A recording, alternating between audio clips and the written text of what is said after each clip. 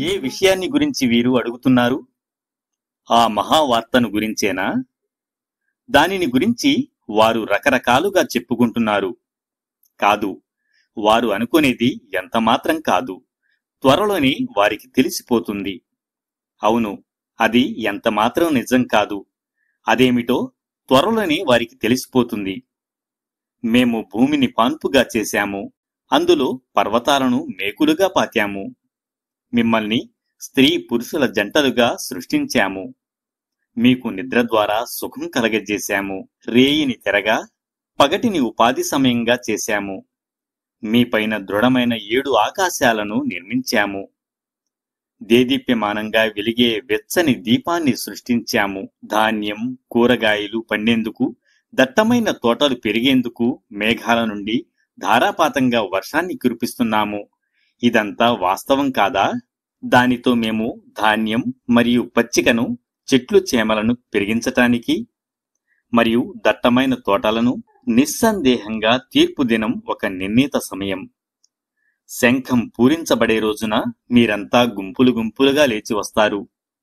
ఆకాశం తెరవబడుతుంది. అది ద్వారాలు ద్వారాలుగా మారిపోతుంది. పర్వతాలు నడిపింపబడతాయి, ఎండమావులుగా మారిపోతాయి. నిశ్చయంగా నరకం ఒక మాటు. ధిక్కారులకు అది నివాస స్థలం. యుగాలు తరబడి వారు అక్కడే పడి ఉంటారు.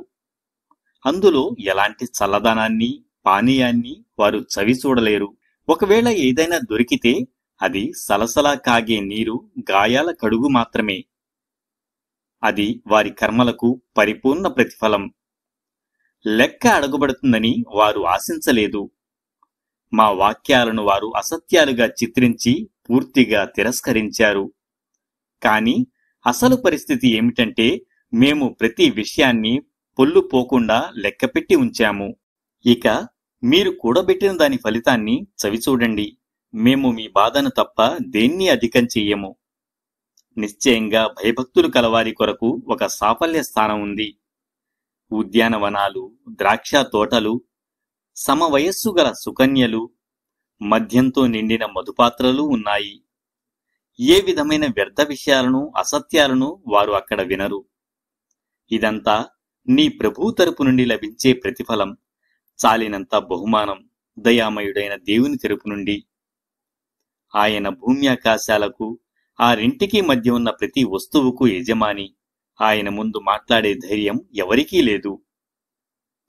ఆత్మ, దూతలు బారులు తీరి నిలబడే రోజున కరుణామయుడు అనుమతించిన వారు తప్ప మరెవ్వరూ మాట్లాడలేరు. అది కూడా సవ్యమైన మాట పలికేవారు మాత్రమే మాట్లాడుతారు. ఆ రోజు రావటం తథ్యం.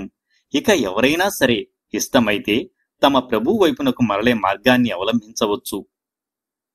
సమీపంలోనే ఉన్న శిక్షను గురించి మేము మిమ్మల్ని హెచ్చరించాము. ఆ రోజున మనిషి తన చేజేతులా చేసుకుని ముందు పంపుకున్నదంతా ప్రత్యక్షంగా చూస్తాడు. అప్పుడు సత్య తిరస్కారి, అయ్యో, నేను మట్టినే ఉంటే ఎంత బాగుండేది అని గగ్గోలు పెడతాడు.